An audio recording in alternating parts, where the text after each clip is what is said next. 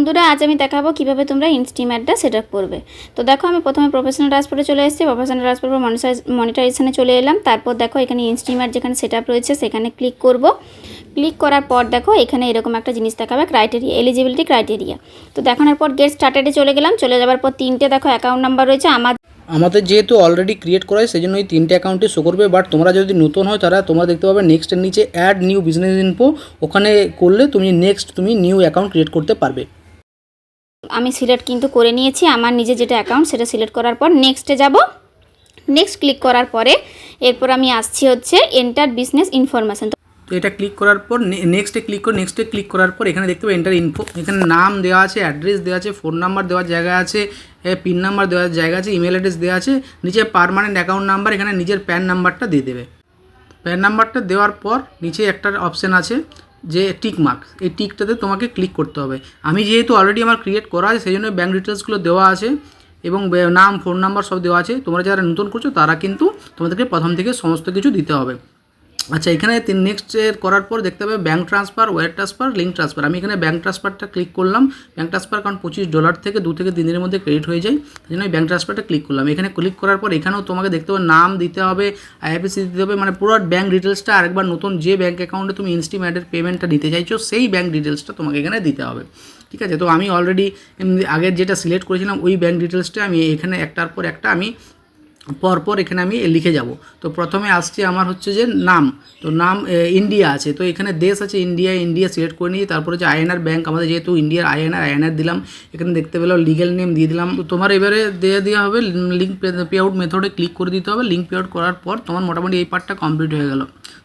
এই পার্টটা কমপ্লিট করার পর নেক্সট আসছে যেটা হচ্ছে অ্যাড ইউর ট্যাক্স। তোমাকে ট্যাক্সটাও ফিল আপ করতে হবে। ট্যাক্সের জন্য আমি নেক্সট করলাম, নেক্সট অ্যাজ তাপুজা গাঙ্গুলিতে নেক্সট করার পর সাথে সাথে তোমাকে কিন্তু গুগল ক্রোমে নিয়ে চলে যাবে। গুগল ক্রোমে নতুন করে রিলগ ইন করতে হবে তোমার আইডি পাসওয়ার্ড করার পর এখানে দেখতে পাচ্ছ কন্টিনিউ উইথ তাপুজা চলে এলো। কন্টিনিউ তাপুজা আমি যখন ক্লিক করব এরপর তোমার একটা নতুন যে পেজ গেট স্টার্টেড পেজ খুলে যাবে। এখানে তোমাকে ট্যাক্সের ক্লারিফিকেশান দিতে হবে।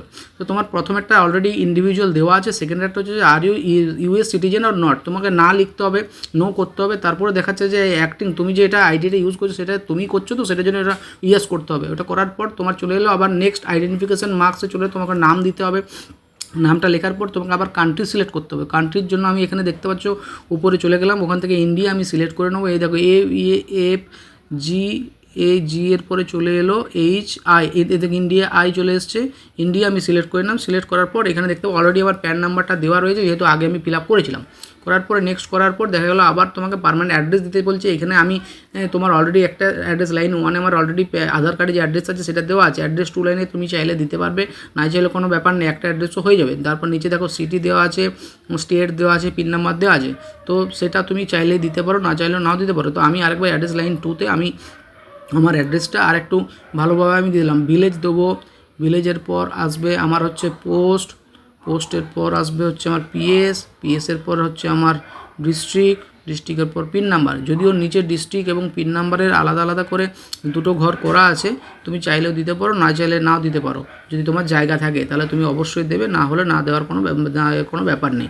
ঠিক আছে, তো এরপর আমি এটাকে করার পর নিচে নেক্সট অপশান আছে, নেক্সটে আমি ক্লিক করবো। নেক্সট করার পর দেখতে পাচ্ছ এখানে তোমার অ্যাড্রেসটা জিজ্ঞাসা করছে যে তুমি সেম অ্যাজ পার্মানেন্ট, সেটা আমি ওকে টিক করে দিলাম। টিক করার পর নেক্সট করলাম। এখানে করার পর এখানে দেখাচ্ছে আমার অলরেডি দেখা যাচ্ছে যে প্রোভাইড অ্যাডিশনাল ডিটেলস। এখানে কি লোকেশন ফর সার্ভিস পারফর্ম, যে এখানে দেখা যাচ্ছে যে তুমি কি ইউএসের বাইরে পারফর্ম করছো, মানে ভিডিওস করছো বা চ্যানেলটা চালাচ্ছ, না এর মধ্যে করছো। সেটা আমি প্রথমে ইয়েস আমি বাইরে করছি, তো ওটাকে অল করে প্রথমে একটা টিক করে আমি নেক্সট করে দিলাম। নেক্সট করার পর নেক্সট যে পেজটা আমার আসছে, এখানে দেখতে পাচ্ছ যে এখানে নিচে একটা সার্টেনলি নিট, ওটাকে টিক করে তোমার এখানে সিগনেচার আছে, সিগনেচার মানে ফিল নেমটি তোমার দিতে হবে।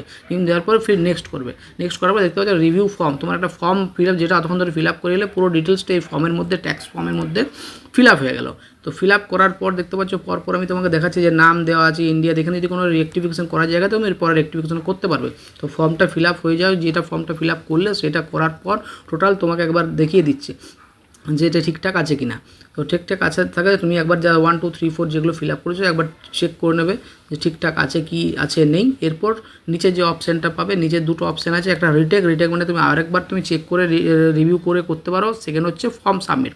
তো তুমি নিচে ডাইরেক্ট ফর্ম সাবমিট বলে একটা অপশান চলে আসবে, তুমি সেটাতেও করতে পারো। তার আগে আর ফাইনাল করে ভালো করে একবার চেক করে নেবো যারা মেলিং অ্যাড্রেস দেওয়া আছে, তোমার ইউএস সিটিজেন কি, যেগুলো টিক করে এত নিলে তবে দেখো নিচে সাবমিট ফর্ম।